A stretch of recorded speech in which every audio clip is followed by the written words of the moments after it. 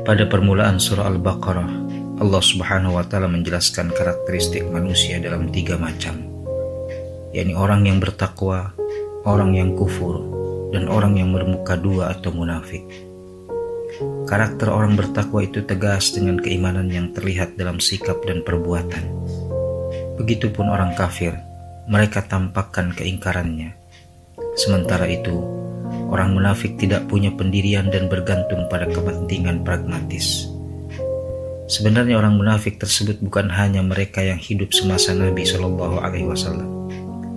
Justru karakter mereka digambarkan dalam Al-Quran dan hadis agar mudah dikenali. Boleh jadi sifat-sifat kemunafikan itu melekat pada diri kita dalam keseharian, yakni dusta, ingkar janji, dan khianat. Lalu bagaimana mengenal pribadi seseorang agar kita tidak tertipu oleh kemasan indah yang berisi kepalsuan?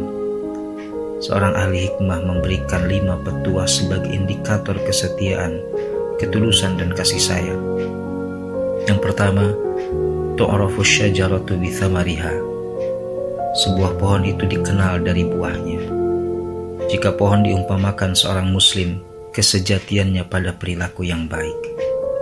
Di dalam Al-Quran, Allah Subhanahu wa Ta'ala menggambarkan pohon yang baik itu akarnya menghunjam ke bumi, batangnya menjulang ke langit, dan berbuah sepanjang musim. Diumpamakan seperti pohon kurma. Yang kedua, tu'raful mar'atu inda faqri zawjiha. Setianya seorang istri diketahui ketika suaminya dalam kefakiran. Kesejatian seorang istri belum tampak ketika suami berjaya, namun akan teruji pada saat suami jatuh miskin dan melarat. Istri Nabi Ayyub alaihissalam misalnya tetap setia mendampingi suaminya walau diterpa penderitaan. Ketiga, yu'rafur rajulu 'inda maradi zaujatihi. Suami sejati akan diketahui ketika istrinya sakit. Kesetiaan dan kesejatian suami belum tampak jika mendapati istri jelita, sehat, dan berada. Akan tetapi akan teruji manakala istrinya terbaring sakit. Nabi berpesan bahwa orang yang paling baik adalah orang yang paling baik terhadap istrinya. Keempat, yu'rafus sadiqu inda syiddah. Teman baik diketahui ketika dalam kesusahan. Pada saat kita berjaya akan banyak orang yang mengaku teman, namun kesejatian teman akan terbukti ketika kita dalam kesusahan.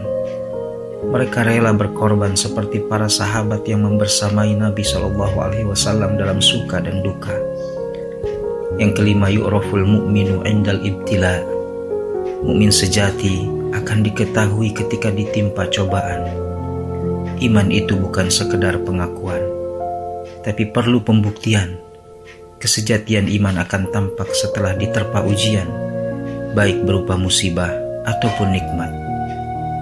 Alhasil, kesejatian diri hanya bisa tumbuh di atas keimanan, kesyukuran, kesabaran, dan kerendahan hati.